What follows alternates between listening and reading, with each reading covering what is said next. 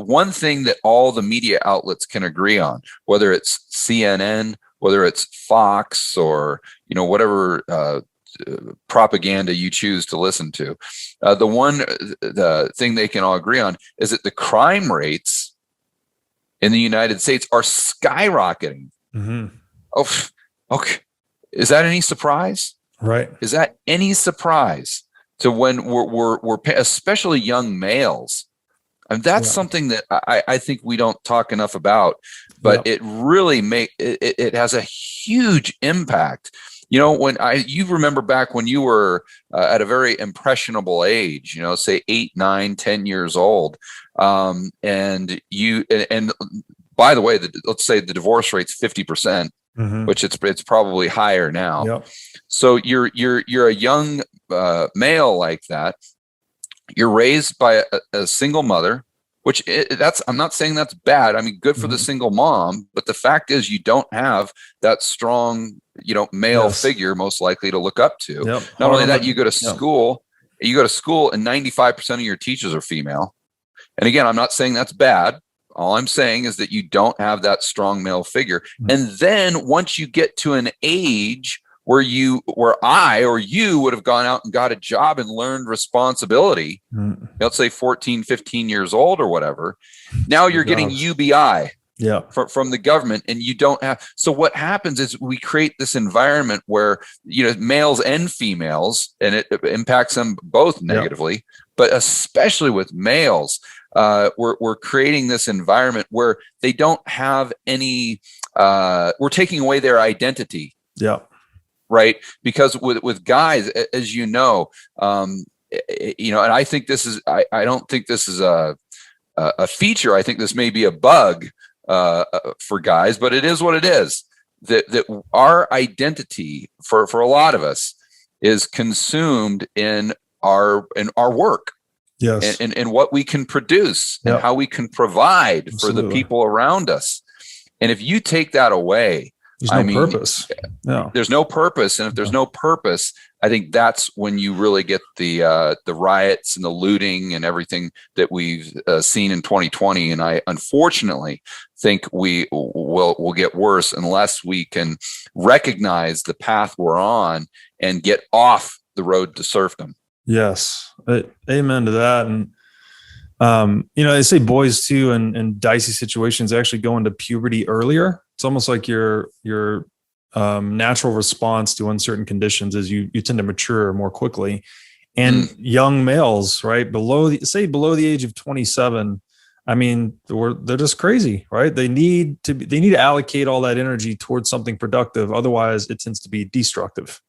And when you got that much testosterone, just raging through your body. I mean, again, we both remember what it was like to be a young, 12, 13-year-old kid. When you don't have any discipline, when you don't have any direction, when all you have is the government, and then you don't have a need to go out and learn a skill or take on that responsibility, you're going to find it somewhere. Yeah. And unfortunately, what we've seen is it tends to be in something that, leads towards civil unrest. Yeah, agreed completely. I'd just like to touch on the last thing you mentioned I love this idea of money as excess productivity.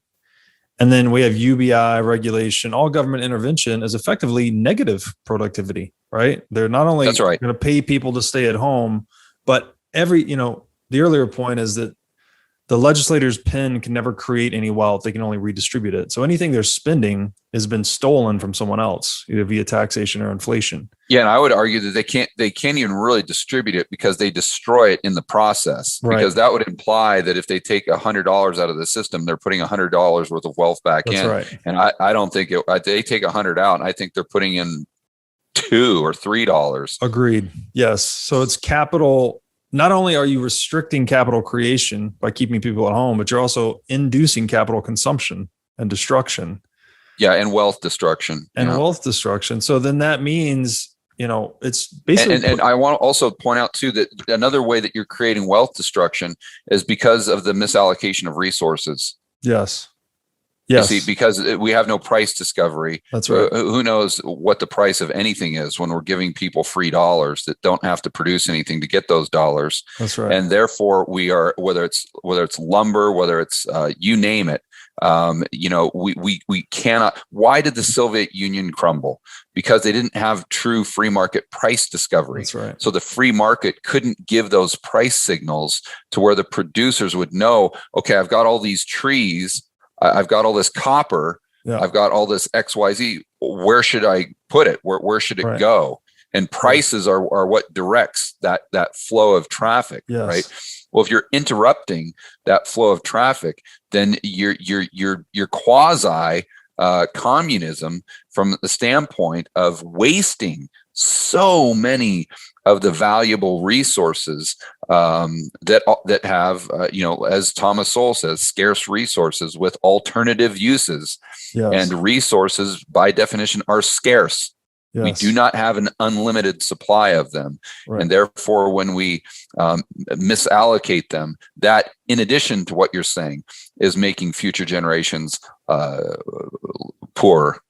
Yes. So one of the big, and I'll leave it with this, and I'll let you give me some parting words. Mises makes the point, echoing what you just said, essentially, that all government action then is a misallocation of capital, because they are withdrawing factors from the productive economy through inflation or taxation, and they're allocating them towards some arbitrarily determined ends, which is different than what the market would vote for itself. So that blew my mind. I can't stop thinking about that. And then I think, okay, how is this misallocation of capital possible? It's because of the corruption of the database that is money, right? Gold used to be this reliable database that no one could really change. It's like either you have the gold or you don't. But we introduced this layer of central banking on top of it, and now we've totally destroyed the functions of money effectively to create price discovery and serve these other needs. So I think that line of thinking gets me to the value proposition for Bitcoin. It's just that you have an incorruptible database. And when this thing blows up, because it seems clear to me, and I think increasingly clear to most people, that it's going to blow up in some way. What are our alternatives? Like, do we go back to gold, or can we create a conducive global economy on an incorruptible database, something like Bitcoin? So don't mean to put it to you like that, but I wanted to plant the seed to think about.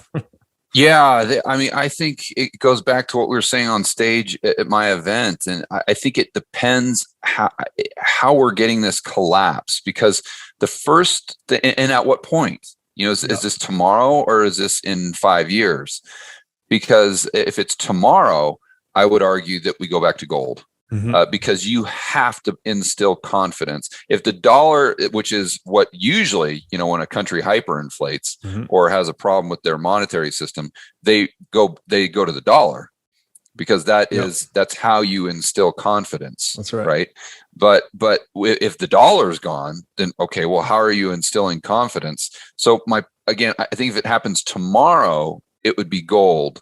But then I think over time, we would try to figure out a better system, and then we could replace that gold standard, if you will, with a Bitcoin standard. Now, if we fast forward 10 years, and you're telling me, okay, George, now Bitcoin has been adopted by 50% of the planet. Well, that's a much different.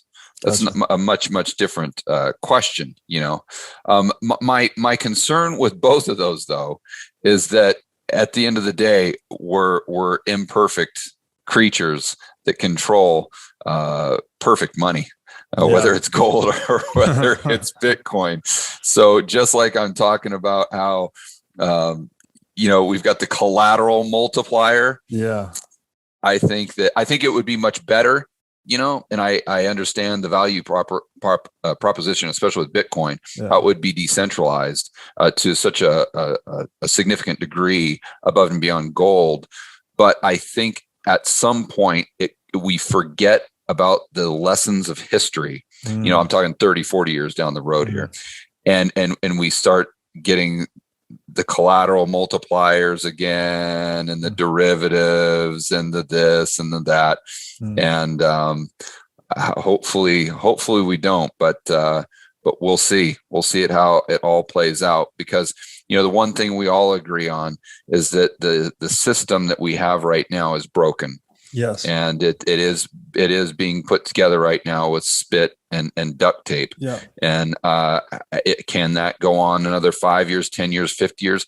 I don't know. Yeah. I don't know. But the system is highly unstable, and it is not functioning properly. That's for sure.